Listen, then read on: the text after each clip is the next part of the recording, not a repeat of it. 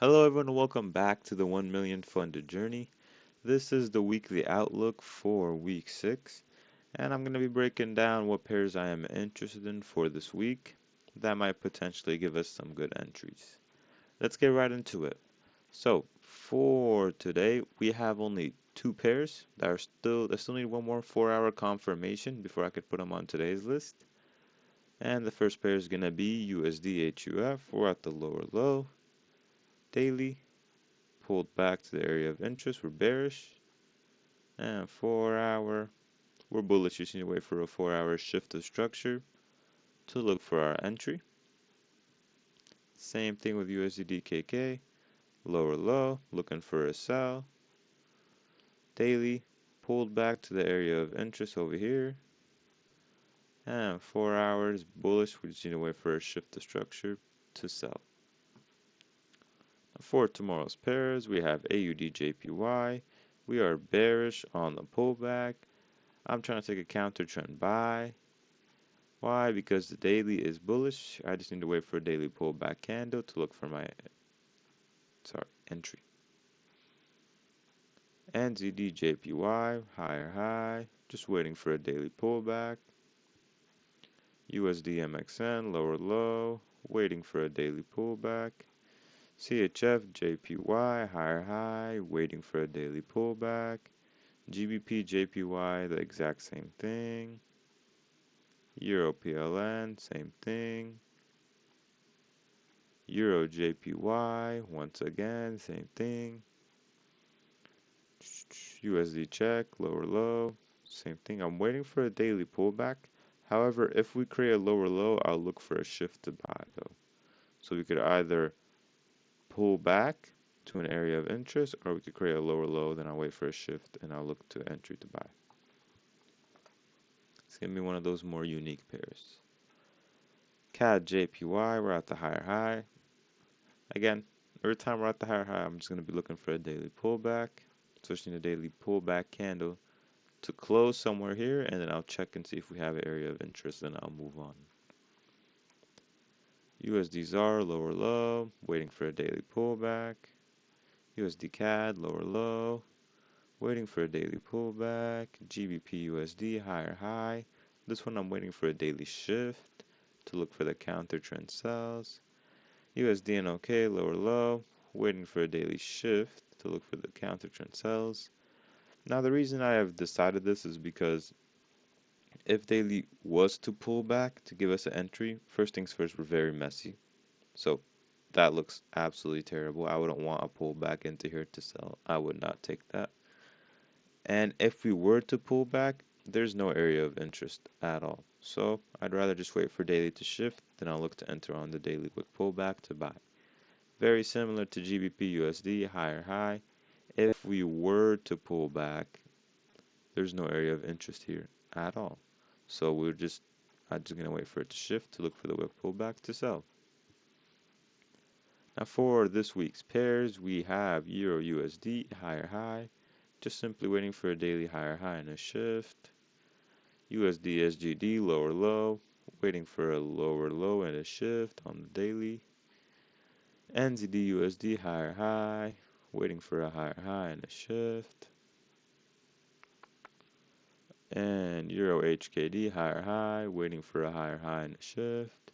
GBP CHF, we are bearish on the pullback, retesting this area of interest on the weekly. However, the daily has been consolidating here, so I'm just going to wait for a daily break and retest to look for my entry. Now for the pairs I am not interested in for this week, we have NZD CAD, AUD NZD, Euro SEK, what's the USD JPY? USD JPY. And these three are an internal structure, and Euro SEK is just very messy. I don't want to involve myself with it, it's just choppy. GBP NZD, once again, we're very messy. Weekly is bearish on the pullback, however, the daily just looks absolutely atrocious. We're within internal structure from all the way over here, and then we've just been stuck inside, so I'm okay. GBP AUD, again, very messy. Same thing with the daily. It's not clearly telling us where we're going, and we are bullish within internal structure, so I'm okay. Euro AUD, we are bullish on the pullback. However, again, the daily is still bullish on this pullback forever. I'm okay. There's nicer pairs. Euro NZD, very similar. Daily's just been messy over here, just chopping. Euro CAD, higher high, we're on the pullback. And again, very messy. You could kind of tell on the weekly, all these wicks and all this indecision over here. Of course, the daily is going to look absolutely atrocious. AUD USD, weekly is at the higher high. Well, kind of like in between, in the middle of structure. And again, daily, it's just like, do you really want to look to enter a trade here? No, again, we look very messy. We are heading up, but we're just very messy. Like if we do pull back, I would just rather not. We have a bunch of other pairs. AUD CAD, bearish on the pullback. However, we are messy again. If you see the daily, nothing's clear. We're kind of with an internal structure on the weekly and on the daily. Lower high, lower low. We already pulled back, and now we're just in between internal structure. I'm okay. USDSEK, lower low. I don't believe the daily's gonna shift today bullish. I mean this week.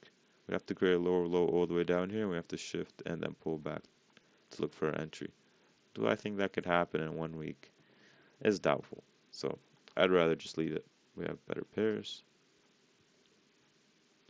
USD lower low, weekly's on a lower low, and daily's just very messy. I don't want to involve myself. I'm okay. Euro GBP, we are bullish on the pullback. Daily. So again, if you see, we're not at the higher high when we already pulled back, and we're kind of in between structure. And then I checked the 4 hour, and I saw that we were with an internal structure, and we're very bearish. So I would just rather not. Again, there are much better pairs. GBP CAD, we are bullish on the pullback on the weekly.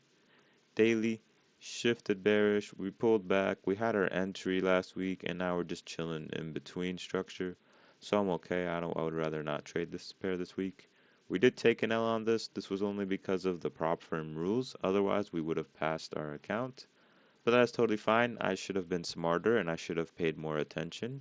And I could have easily avoided this by adjusting my stop loss to break even. And it is okay. New valuable lesson learned. And now I have it within my schedule to make sure I adjust my stop loss every day if I am inside of a trade. So don't expect me to make the same mistake again. Either way, thank you guys so much for watching. This is my weekly weekly outlook for week 6. And I will see you guys in this next week on my daily analysis.